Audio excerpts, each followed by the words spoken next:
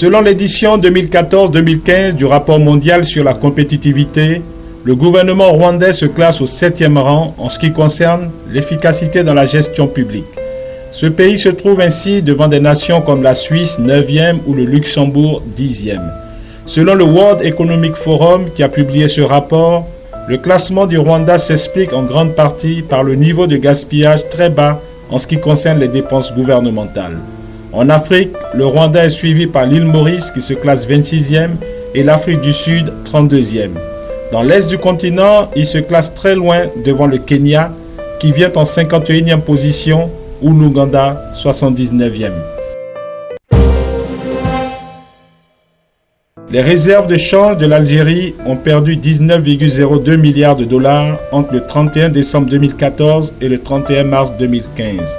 Passant de 178,93 milliards de dollars à 159,918 milliards de dollars, a annoncé la Banque centrale algérienne le 14 juillet.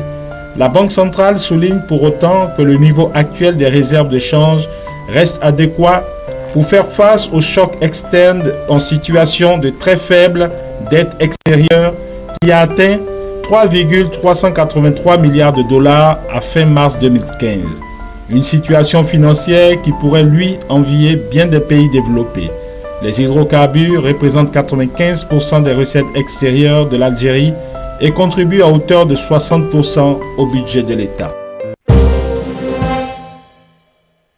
La Banque africaine de développement a annoncé qu'elle allait investir 45 millions de dollars dans le fonds d'investissement Atlantic Coast Regional Fund, AFIC Fund 2.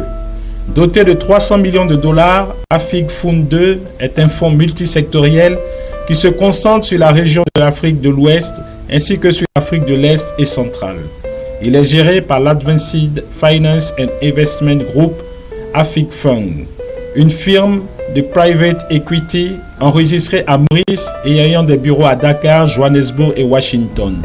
L'investissement de la BAD est motivé par les bonnes performances d'AFIC Fund 1, dans lequel l'institution panafricaine avait investi dans 25 millions de dollars et l'important impact des investissements de ce fonds en matière de développement. La banque d'investissement Renaissance Capital a estimé que le shilling kenyan est la monnaie la plus vulnérable en Afrique subsaharienne.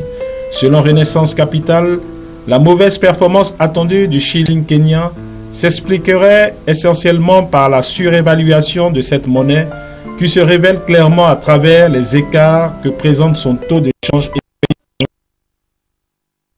de 10 ans, ainsi que par sa dépréciation jusqu'ici moins importante que celle de l'euro face au dollar américain.